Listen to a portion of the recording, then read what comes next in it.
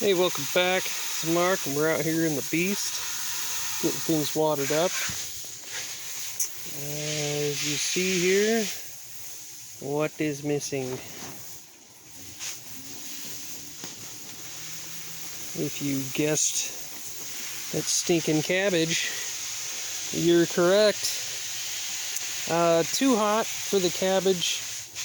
We're thinking wasn't really taken. Wasn't set up. A lot of pests like the slugs were eating holes in it. Birds get in here. We have a gap up here on top. One down at the other end, but too many pests, so we took the cabbage out. We're going to clean this up. We had already taken the broccoli out. The broccoli did good, but broccoli likes cold weather a little better. Probably going to redo cabbage and broccoli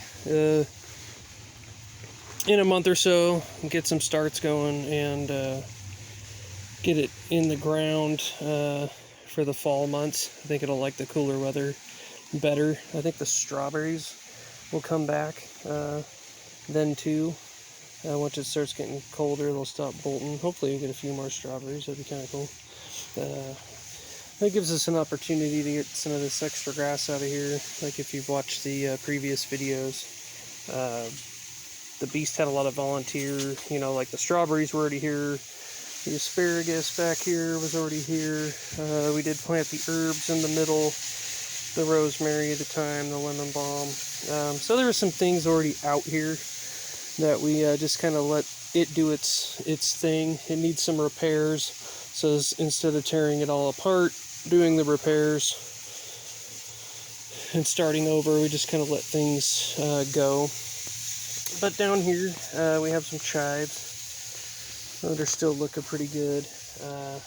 Row of chives, and planted a couple rows of lettuce when we did the beans over here. So you can see that the beans already come up, and they grow a lot faster. They're a quicker crop, like I touched on in earlier videos. If you like those quicker crops, you're not a patient gardener.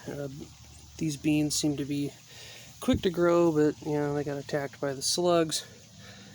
But we did get some of that lettuce is popping up there, and not too sure that's that was iceberg lettuce on that row. That's some ruffled lettuce, ruffled leaf, but I don't see, maybe one right down in there. Get a close up on whatever bug's crawling by there. Little ant, but a couple of the ruffles. But our next succession of cilantro, get out of the frame, knee. Don't want to blind the people. The next succession of cilantro is coming in nicely right here, which we've been kind of without some cilantro, so that'll be nice to get that going. Not sure if the slugs just kind of hacked these beans too hard or what. Hard to tell. I do see some new growth there, so maybe we'll let them go for a little while longer if they don't keep getting eaten. But that's kind of what's going on. These blueberries need to be picked, so might get to picking those. And of course the tomatoes. Nothing like what we see out in the big hoop house, but these little guys are kicking out some tomatoes, so we're happy about that. Some cherries.